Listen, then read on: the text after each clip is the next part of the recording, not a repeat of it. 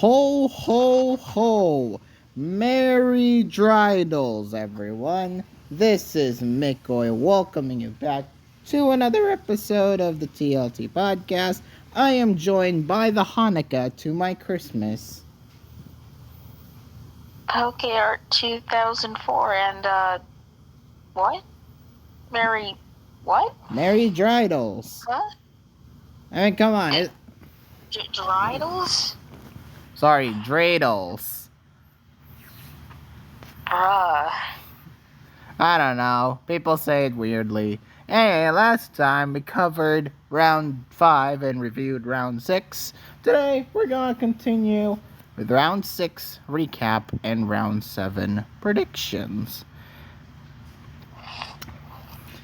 And before we start this recapping session, there have been some people complaining about the way I present these videos, and let me just clarify, we're not trying to be the most informative, we're just trying to entertain a lot of people, okay? It may not be the way I see the games, it may not be the way you see the games, it's all in a matter of perspective. So again, it's all just our opinion and how we see these games, and criticism is always fine. If you could offer your own perspective towards these videos, just make your own video. Oh, and tell us. I would be glad if I could see if another person can lay out their perspective towards the game than what we've been doing. Like what Eternal Snowman used to do? Yeah, come back to making videos, why don't you? So, round 6. Finally, the games actually ended quite early. It ended what? Sunday morning?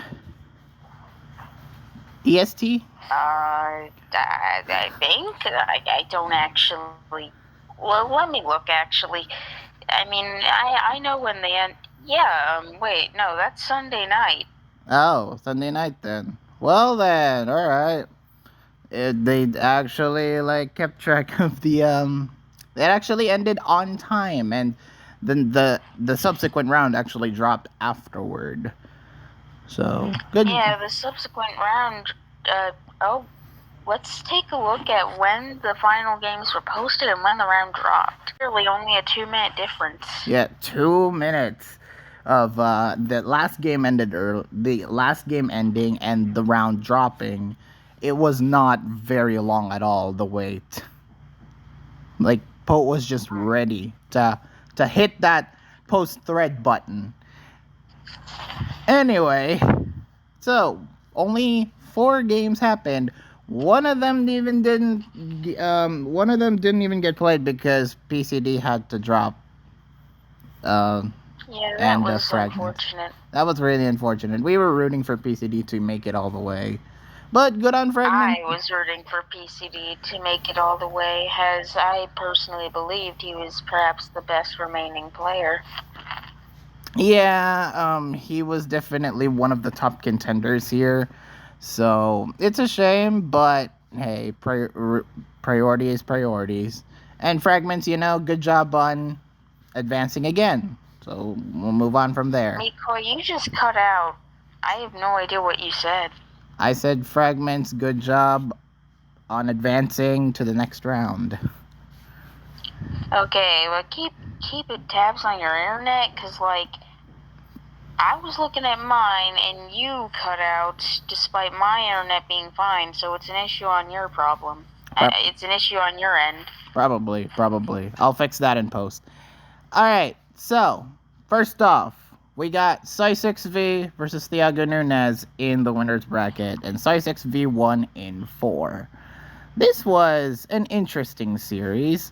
RU was played first, and you'd think that Thiago Nunes, who has been a great RU main through and through, and has been dominating more than enough in terms of the RU games in this tour,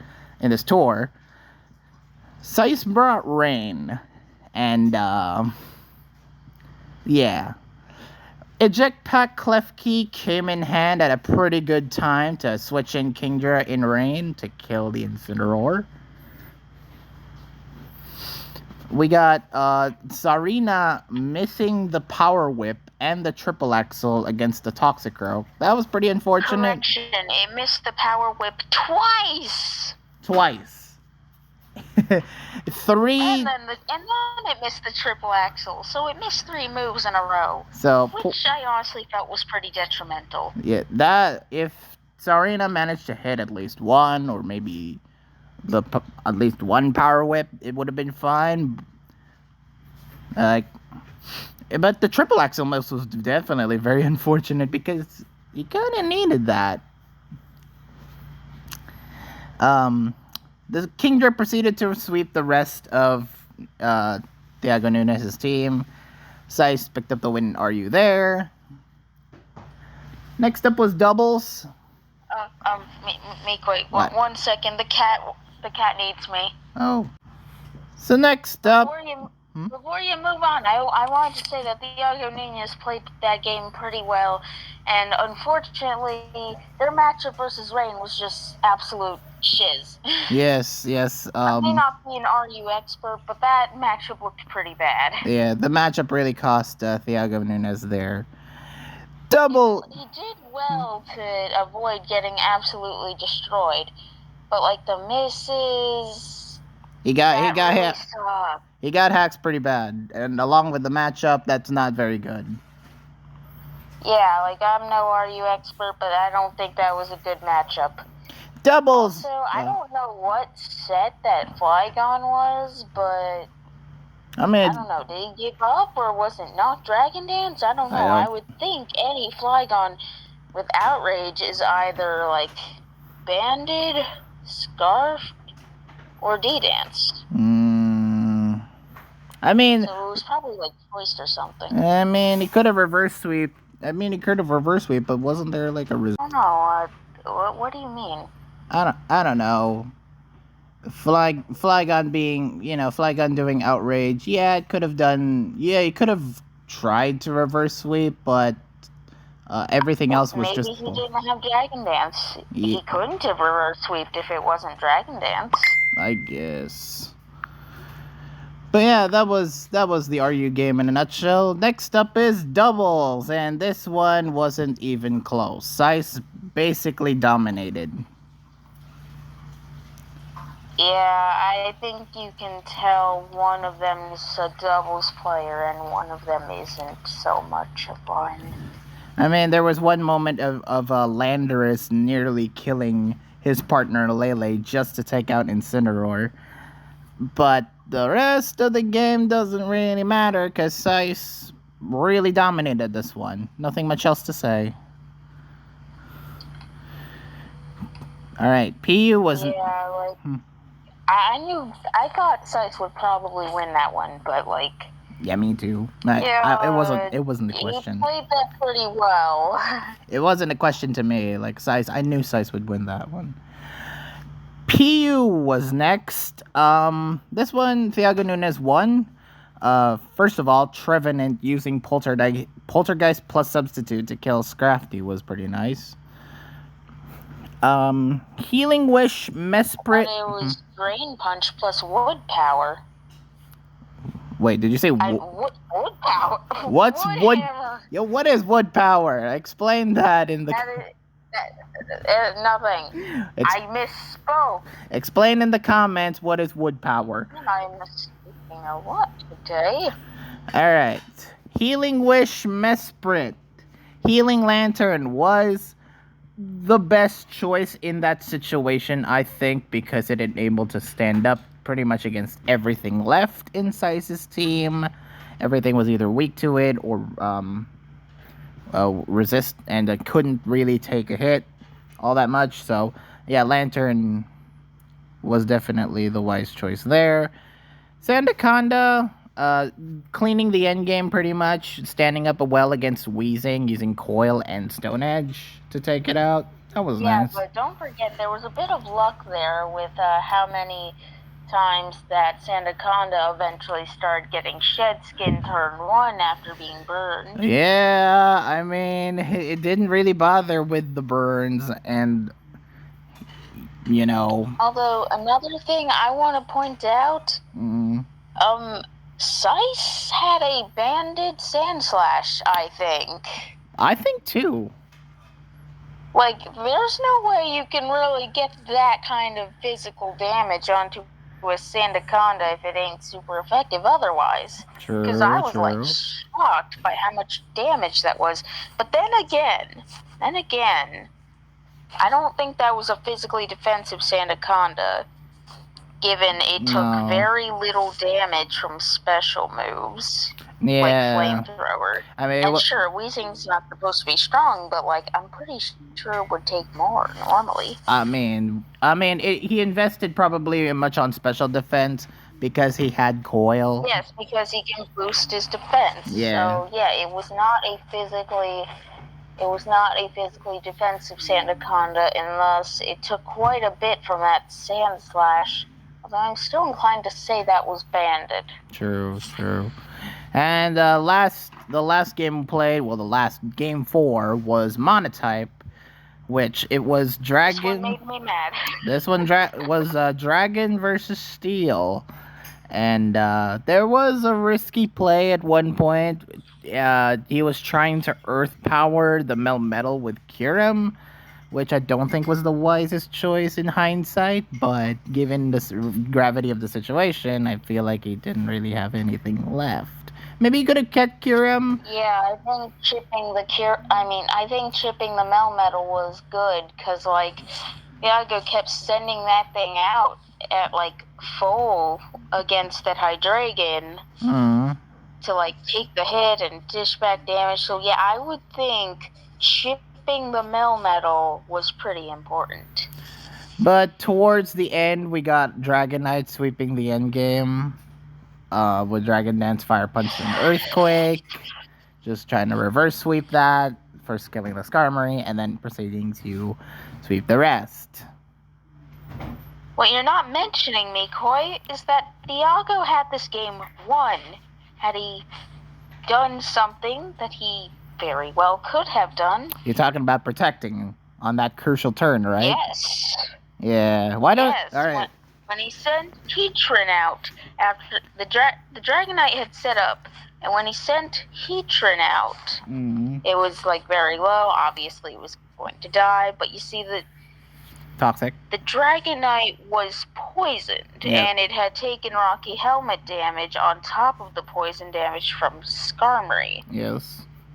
And like you see, there was a timer, only a few turns left. Iago had a number advantage in terms of Pokemon remaining, and he could have very well stalled it out and left his only Mon left to be like, Excadrill, and Sice would have only had Dragalge. Like, he very well could have done that had he used Protect with Heatran to stall it out for one more turn of Toxic. Because he didn't do that, he lost. That's right. So he choked majorly. He choked the game by not using Protect. Rip. So had he used Protect, Thiago Nunes would have definitely took it to game 5. But, Sice he could have won the series that way. What was the last game again? Posted?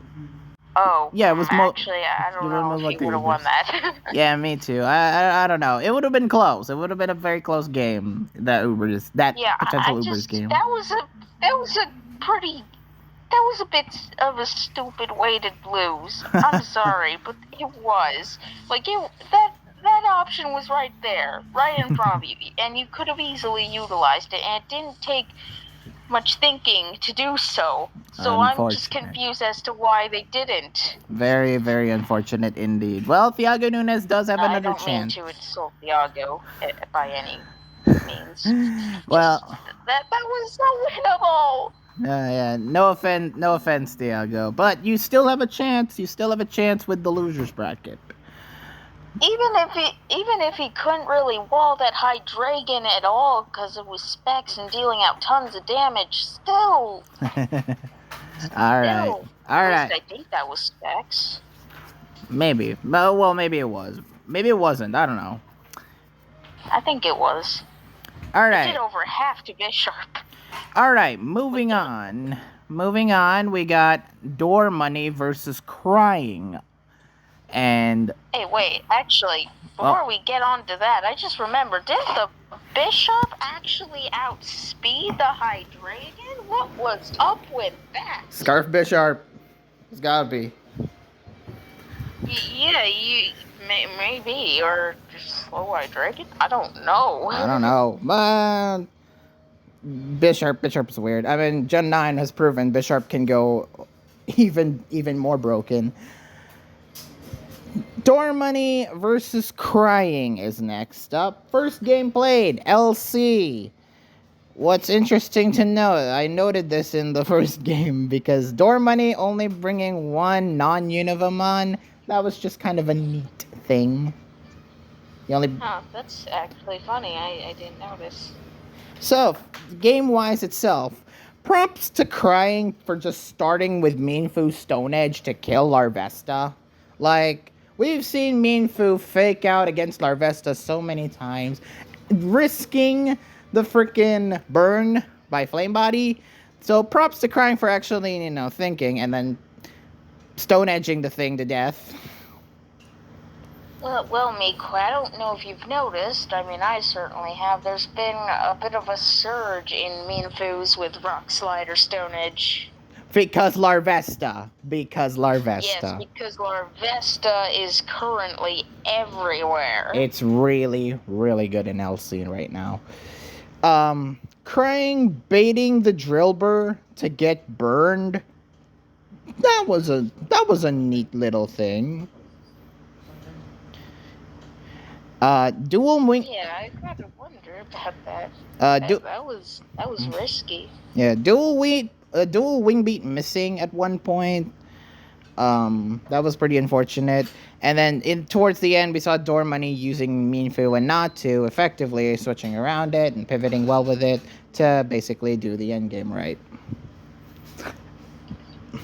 I don't know. I felt like Crying played this weird. I don't know. Door Money just played it very, very well that I didn't even notice. I didn't feel like Crying played this game super great. Felt like this was definitely winnable for Crying. I didn't like the sack of Onyx.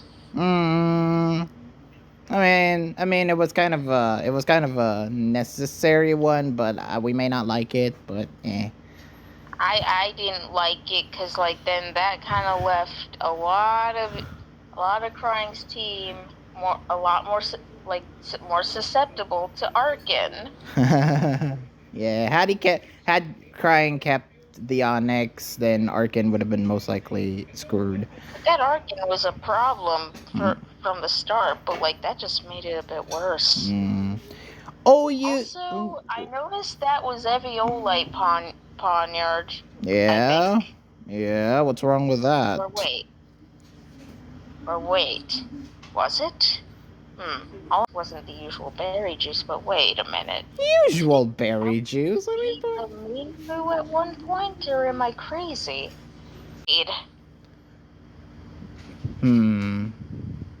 Let's keep going to see what happened. Which one do you say outspeed? The Poniard outsped Minfu, so maybe that was actually Scarf Poniard? I think so, yeah. Yeah, well, it got a good crit on it, so towards the end, but hey, to each their own, I guess. Look at that. OU was next. Tapu Lele was a huge threat in this matchup. After Heatran was basically sacked early on, Tapu Lele just kind of, became a problem. Yeah, I also do not feel like Crying played this too well. Me Just too. kind of letting his Rillaboom die. This one was more noticeable. I think Crying played this not great. I think And letting Heatran die just early.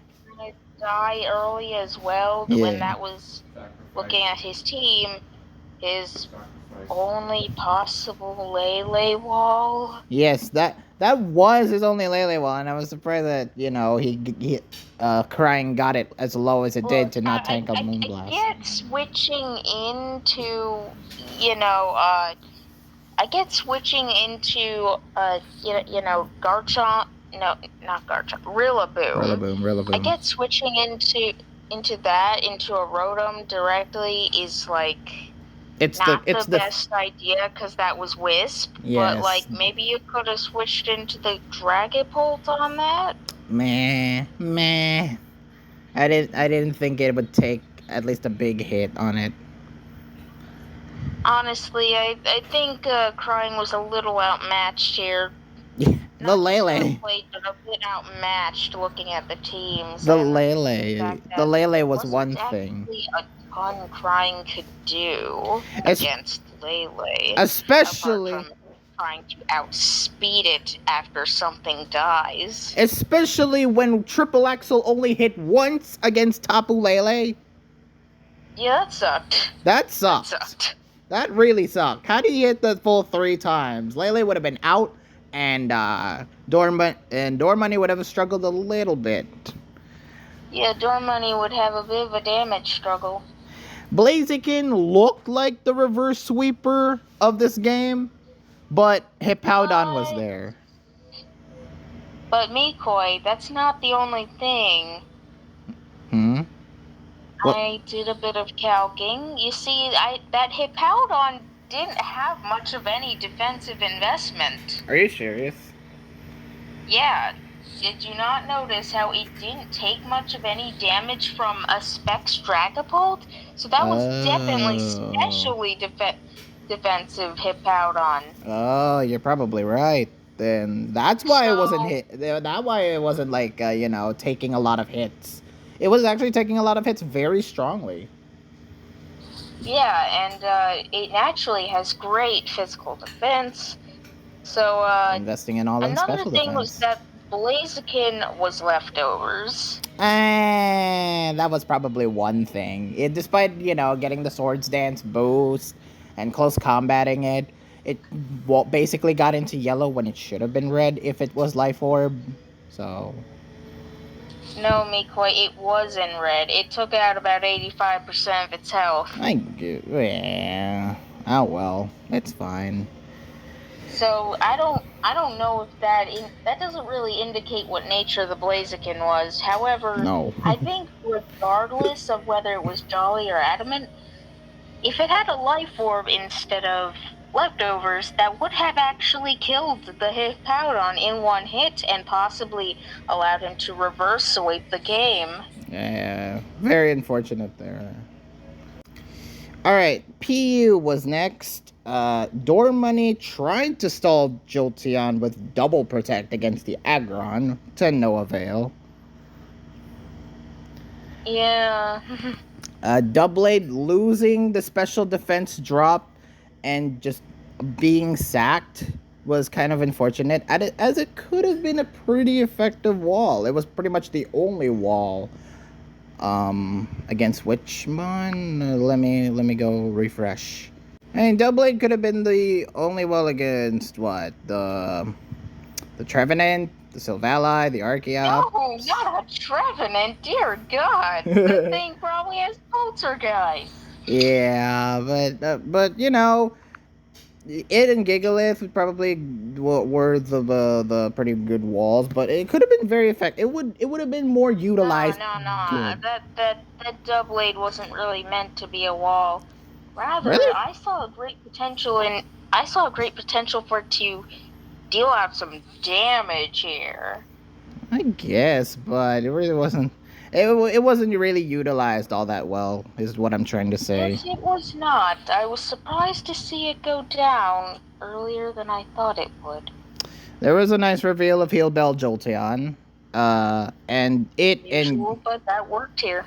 It and Gigalith doing a 2 versus 1 situation against Wishy Washy netted crying the game. You know, the Rock Blast and then the Volt Switch over Thunderbolt against the Wishy Washy. It would have been a faster death if that was the case. I'm getting the feeling it didn't have Thunderbolt, as that would have been the most beneficial move to use at the time. Would have hit harder. But he kept using Volt Switch, so I'm gonna guess he didn't actually have Thunderbolt. Okay, crying, you do you, but you still won the game. And you was just barely due to Jolteon surviving two Scalds. Not gonna lie, that surprised. I thought Crying lost the game for a second. I thought it wouldn't survive the second one. I barely did. Yes. And that's when he had the game sealed. Yes. And Enyu was next. Pessimian being burned multiple times by the Talonflame was pretty annoying, to say the least. Crying. I didn't mind. If you were Dormani, you'd probably get more annoyed. Crying tried to have Escavalier as the sweeper in pretty much everything in Dormani's team, but the it looked pretty threatening. Yeah, it did. But the combination of Mudsdale, Vaporeon, and Pessimian pretty much working together to play around it and beat it was a very nice strategy by Dormani there. Towards the end, Krang made some very risky plays, staying in Guzzlord against the Pessimian, Dragon Tail to try to Dragon Tail it out, and then Iron Defense Body Press Mudsdale ultimately didn't pay off because I think it was Xatu. No, it was Galarian Articuno. Oh, I was confusing for another Psychic Flying type. But yeah, Iron Defense Body Press Mudsdale didn't ultimately work, and yes, because double resist it, and yeah, that didn't really hit hard. Attacker. Didn't really hit hard, and then cost them the game and the series as a whole. Yeah, the Mudsdale and Galarian Articuno, those guys were actually putting a lot more work than I think they're being given credit for. True. So yeah, the thing I felt like didn't put in a ton of work was this Tangela. You didn't think Tangela was just as good? I felt like it was kind of just sitting there. It kept stalling and walling like a normal Tangela would do in NU. Yeah, it just... So and of course, Pessimian was the overall huge threat. Mm-hmm. And yeah, Vaporeon was a wall. So that was the end of the Dormani Crying series. You know, the two players who we thought would make it into the winners bracket finals ultimately didn't win, but they have another chance to get there via the losers bracket. But Sice versus Dormani, and I personally think they will do it. Yeah, Sice versus Dormani though, congrats on making it this far, boys. Definitely well deserved after playing so well in this tour. Yeah, I agree. Both of them pleasantly surprised me in terms of play. Mm-hmm. Losers bracket. Especially Sice. Yep, Sice did hella well. I didn't really have a very high opinion of them at first before seeing them. Hey, I rated them B. They definitely played well in this tour. I think I rated them A or B. So I had somewhat of a chance at Sice making it far. And you rated Dormani even worse, didn't you? Yeah. And again, I'm pretty happy about that. I wanted someone who I ranked very low to make it very far into this tour, and Dormani was the surprise here. Yeah. Losers bracket time. We got JJ09 Lee versus DJ Berluminati. This was the only 5-game series, and it was definitely a series to watch. This one also played well before we made even the last video. Yep. So it's a very old series by now. But time to review it. LC was first off. Abra carrying Fire Punch and not killing Ferroseed. I thought Abra would be invested in that just to kill the Ferroseed, but apparently not. But nope. You don't. No one normally does that, Mikoi. Whether they give a Train Punch or Fire Punch, they don't usually invest anything in Abra's attack. It would have been nice to just invest a couple of EVs onto Abra's attack. Not to being able to kill Meanfo and Trappage safely, try to pivot it was pretty good. JJ ultimately had this matchup and the advantage for most of this game, won very convincingly.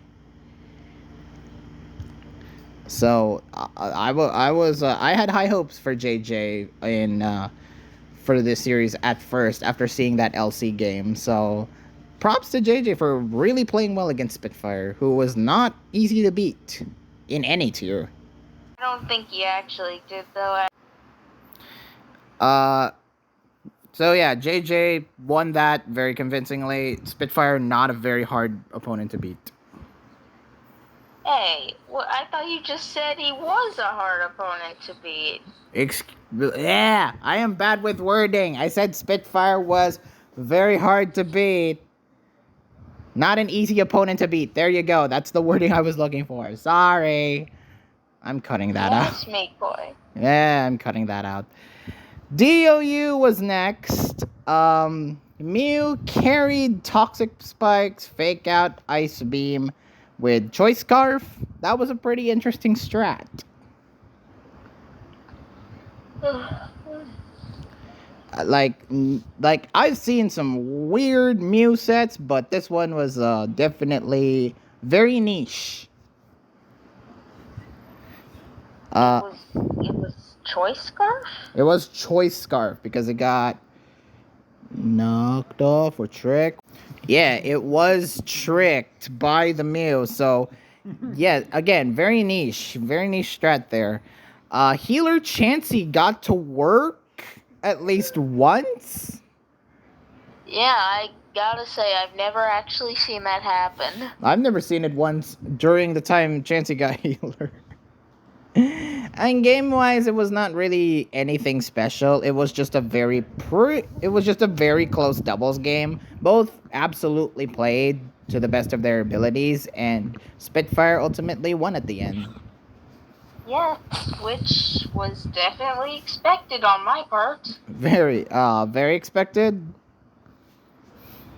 Because, didn't he do really well in OSDT? Yes, he did. Yeah, and I knew that because, I actually saw him post about it quite a bit in the former Lapras server. Okay, good to hear. Ubers was next. After a very mostly standard game between the two, it was the moment where Kyogre started setting up the Combine against Eternatus, where we already saw, oh, this might actually win the game. Unfortunately, it wasn't really utilized all that well, but hey, to each their own. Oh yeah, there were quite a few little setup wars in this game. Yes. Marshadow being paralyzed pretty early on already put JJ at pretty much a disadvantage throughout this game. Had Marshadow not been paralyzed, it would have been a much more lucrative threat.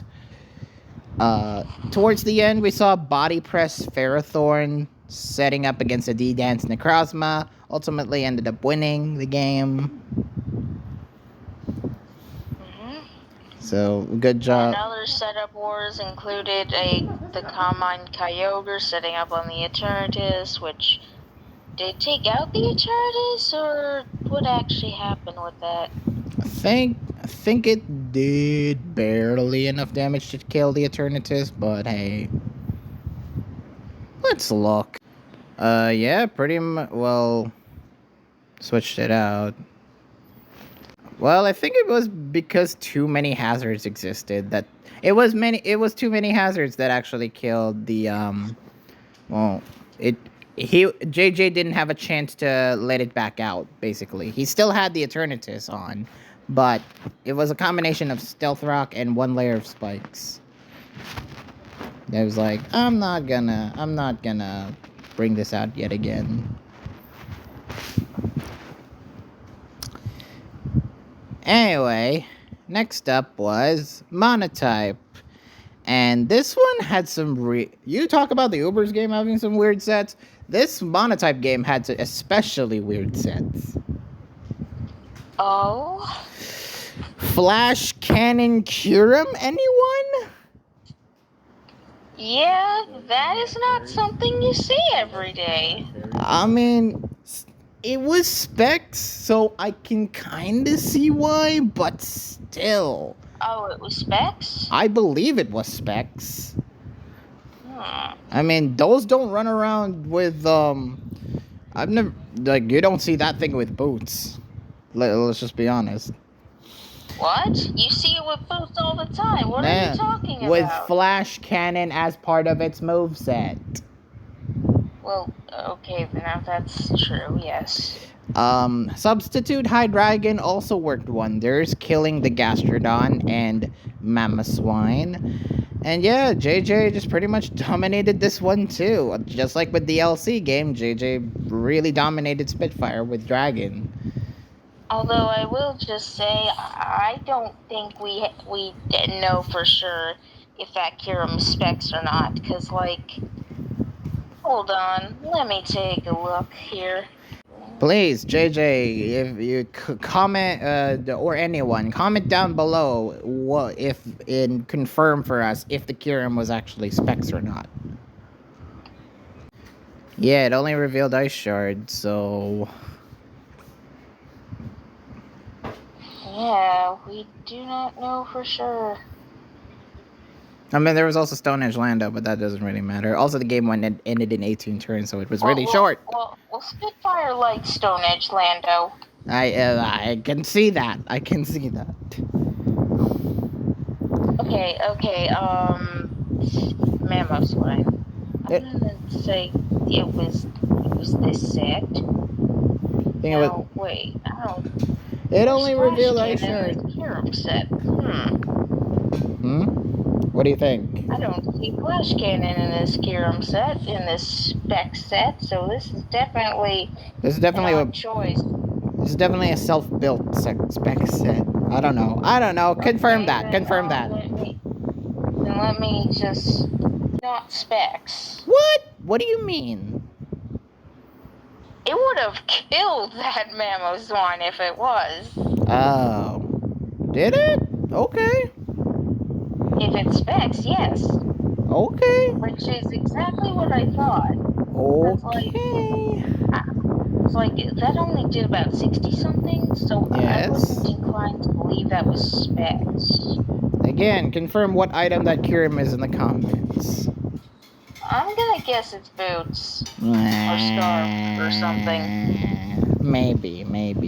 Or no, it's probably boots, considering it switched out once Mamoswine came in. Okay. Alright. OU game was the final one. Nasty Plot, Pain Split, Rotom revealed as a pretty early game threat. That was nice.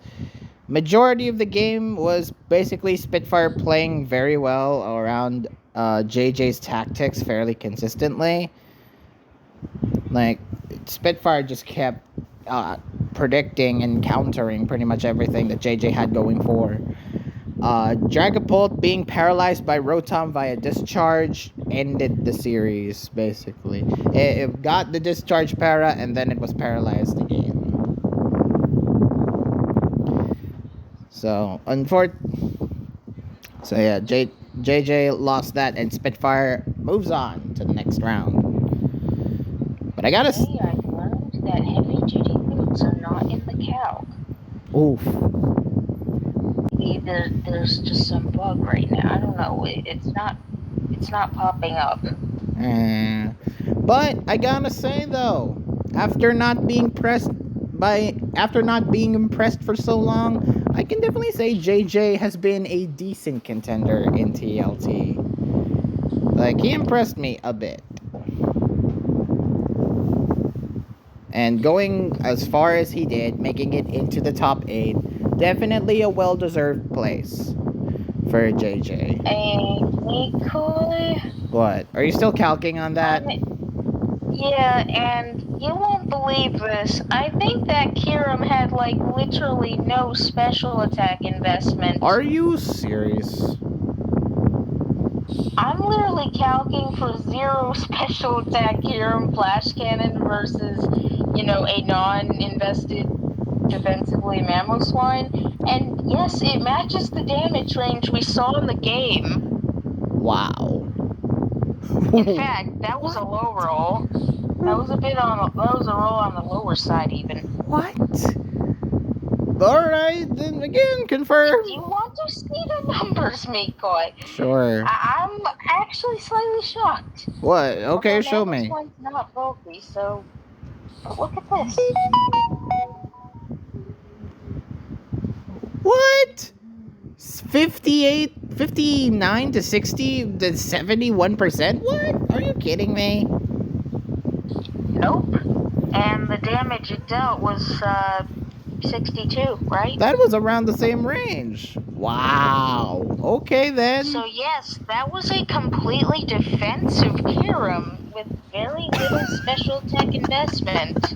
Please confirm if that was the actual set, JJ. I am very curious in knowing now. Was probably boots with sub roost, but it had 2 attacks. Flash cannon and ice beam.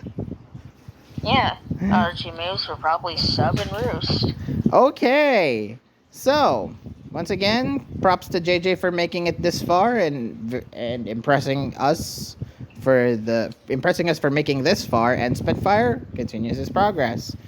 Fragment beat PCD via dropping out, so that's pretty much all. That's all the matches. We've covered everything in the winners and losers bracket for round 6. It was not many, but we still talked for 42 minutes. We still talked for 42. Yes, we had a lot to say. We definitely had a lot to say. I had a lot to say. I had more than usual to say today. Yes. Now it's time for round 7, where we'll only have 2 matches to predict in the form of these 4 players. So which 2 players will move on in the losers bracket? First up, Crying versus DJ Brilluminati. Probably the best matchup, despite them being low seeded, like 19 versus 20. That's really low seeded, but it's still the caliber of Crying versus the caliber of DJ Brilluminati. So I'm very hyped. Me too. Oh, so you say that's really low seeded, but like as if you would be higher seeded if you were in this. Ouch. Sick burn. So who will win? I'm definitely predicting this would be a 5-game series, unless some BS happens. So who do you think is the better player? Who do you think has been the better player for this tour? Because it's very even. Yeah, normally I predict Crying, but Spitfire's been working his ass off for the entirety of the tour. Like, absolutely. And then there's the fact that Crying didn't have his best performance last week. Mm-hmm. In my opinion. Yeah, I didn't think Crying was all that. I didn't think Crying would look that strong in defeat, honestly. So I'm going to say it. I think Spitfire wins it. Dang, he actually went and said it. I am returning to my betting man instincts, and I think Spitfire absolutely has the win. Unless Crying can, like, do his best again. Well, I'm inclined to say Crying will win, But I agree that this will be a 5-game series, and I think, yeah, it'll probably be pretty close. It's gonna be very close. I'm picking Spitfire to win because, well, he's Pray been for no hacks. pray for no Pray hacks. for no hacks. Just pray for no hacks. And then the other matchup, Fragments versus Thiago Nunez. They actually posted their tiers. It's RU, Doubles, Ubers, UU, and Monotype. UU, Doubles, Ubers. Wait. Yes, you got it right. RU, Ubers, UU, Doubles, and Monotype. Okay. So, judging from the tiers, and just the way that these two have been playing, I still think Thiago Nunez will take it. Yeah, although I expect at least 4 games out of this one. At considering least one of them is 4 doubles, games. and I feel Fragments will take that. I am inclined to say either Doubles or Ubers Fragments will take, and then the rest will be Thiago Nunez. I'm inclined to be certain for doubles. Fragments is good at doubles. Yeah, he has proven to be one of the more competent doubles players left in this pool, and there's it's gonna be very close. You say that, but isn't half the remaining players actually competent doubles players? Sice and Spitfire, Sice, Spitfire, and Fragments. Yes, yes. But are they not all pretty competent? Yeah, they're all very competent players. Fragments is definitely winning doubles, but the rest. So this is actually now a battle of singles versus doubles. Very, very fitting. How fitting. So, yeah, you thinking Thiago Nunez would also win? Yes, All it's right. Thiago Nunez. Yeah, I do think Thiago Nunez will be better singles player and just overall stronger performances in this tour. So, that was the end of the TLT video. Thank you all for watching. But this week won't end till the 27th. Yeah, possibly. After Christmas. And Hanukkah, for that matter. It's gonna be a long weekend, ladies and gentlemen. Taking both into account. It's gonna be a long weekend, folks. So get your butts ready. Please like this video, leave a comment, and subscribe. Click that notification bell so you wouldn't miss a video once they come out. And I'll see you next week when we'll tackle round 6, 7 recap. 8. And round 7 recap. Yes, round 7 recap and round 8 predictions. 8 predictions. And I believe it'll just be the winner's bracket finals and the loser's bracket final. Well, no, not the loser's bracket. The place before the loser's bracket finals. The loser semis. Yeah, loser semis between 4 people. 4 people. 4 people will remain. Who will win? The Elite 4. Alright, thank you all for watching. This has been McCoy, signing out. Say happy holidays. Happy holidays! Good.